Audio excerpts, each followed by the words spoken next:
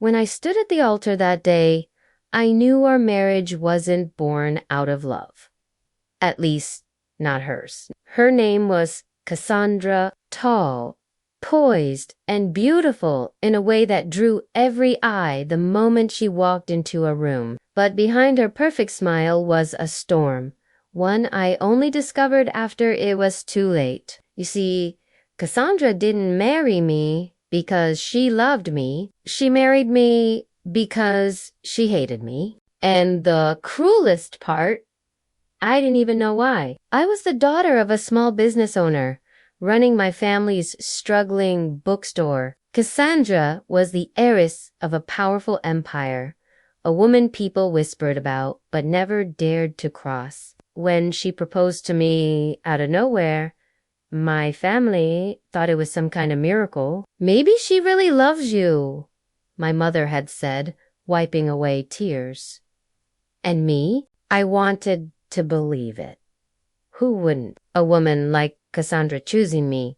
It felt like a dream. But on our wedding night, when the guests were gone and the music faded, Cassandra leaned close to me and whispered, "Don't mistake this for love. This is revenge." My heart shattered. The weeks that followed were cold, almost unbearable. She treated me like I was a pawn in some invisible game. She ignored me at dinners, barely looked at me in public, and every time I tried to ask why she hated me, she just smiled bitterly and said, "You'll figure it out." But there were cracks in her armor. When she thought I was asleep, I'd catch her watching me with something softer than hate. When she bandaged my hand after I cut it on a broken glass, her touch lingered, trembling. And when she thought no one could hear, I'd hear her crying alone in her study. She wasn't heartless.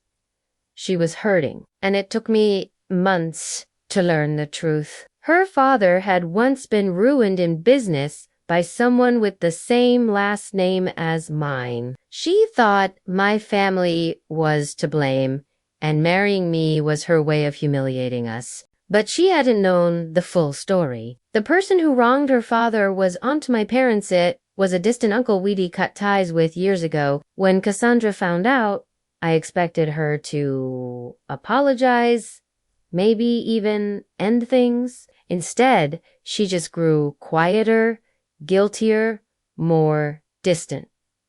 And that's when it happened. One night, during yet another argument, I broke down. "If you hate me so much, just let me go," I cried. But instead of coldness, she pulled me into her arms. Her voice broke as she whispered, "I don't hate you. I hate myself, because I didn't mean to fall for you." From then on, everything changed. Cassandra tried awkwardly, clumsily, to make amends. She started joining me for breakfast, asking about my day, even visiting my little bookstore when no one was looking. I told her about my favorite novels. She told me about the emptiness of growing up in a mansion where love was always conditional. The more she let me in, the more I realized the truth.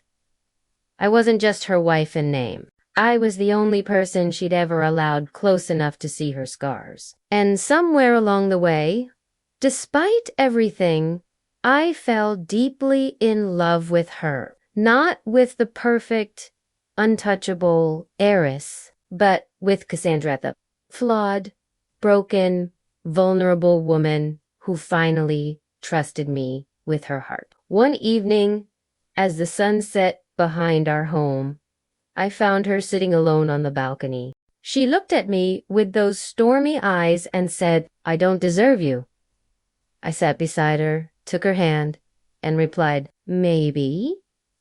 But you've got me anyway."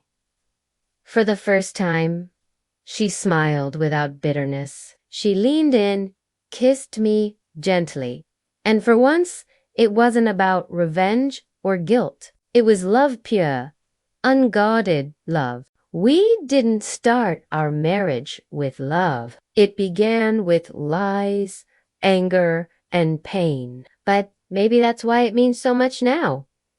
Because what we built wasn't instant or perfect, it was real. She only married me for revenge. But I'm the one who fell deeply in love. And the truth is, so did she. Thank you for listening. If you enjoyed this story, please give it a thumbs up and stay tuned for more.